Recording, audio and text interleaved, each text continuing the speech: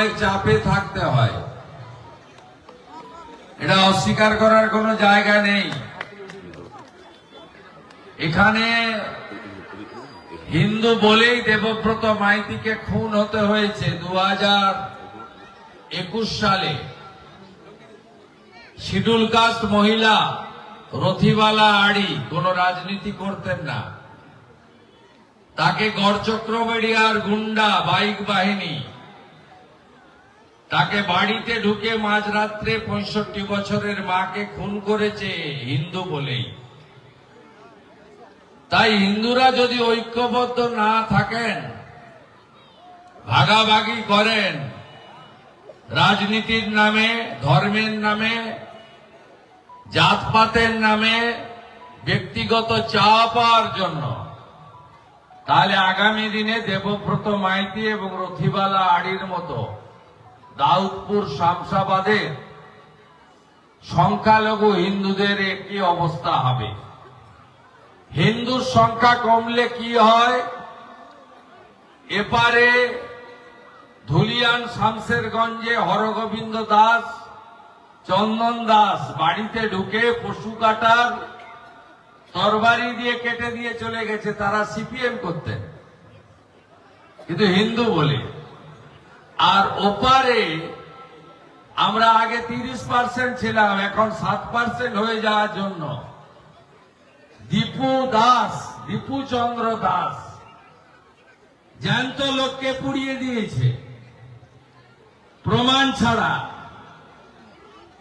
আমরা অন্য ধর্মকে শ্রদ্ধা করি, কিন্তু হিন্দুরা যদি ঐক্যবদ্ধ না থাকেন, আপনাদের উপরেও এই জামাত মানসিকতা সম্পন্ন কিছু গুন্ডা একই জিনিস করবে।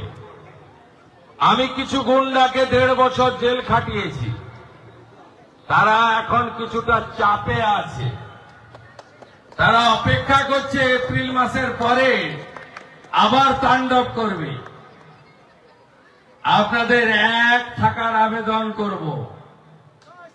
আর এখন ওই গুন্ডাদের বদলে পুলিশকে দিয়ে হিন্দু বিরোধী কাজ করানো হচ্ছে। কুলপিতে দক্ষিণ 24 পরগনায় বজরংবলীর মাথাটা কেটে নেওয়া হয়েছিল। ঘটনা সত্যি, সবাই জানে। এখানকার হিন্দু সমাজ প্রত্যেক হিন্দু গ্রামে ওই ছবিটা টাঙিয়েছিল। পুলিশের বাপ মরা দায়, তারা গিয়ে খুলছে। তেখালি ফাঁড়ির এক অফিসার, নাম তার লুৎফর রহমান, সে বজরংবলীর উপরে পা দিয়ে মারাচ্ছে। সিসিটিভিতে ধরা পড়ার পরে সাময়িক শাস্তি পেয়েছে। আবার আরেকটা মুকুল মল্লিক, সে ভেকুটিয়ায় গিয়ে শিডিউল কাস্ট বোন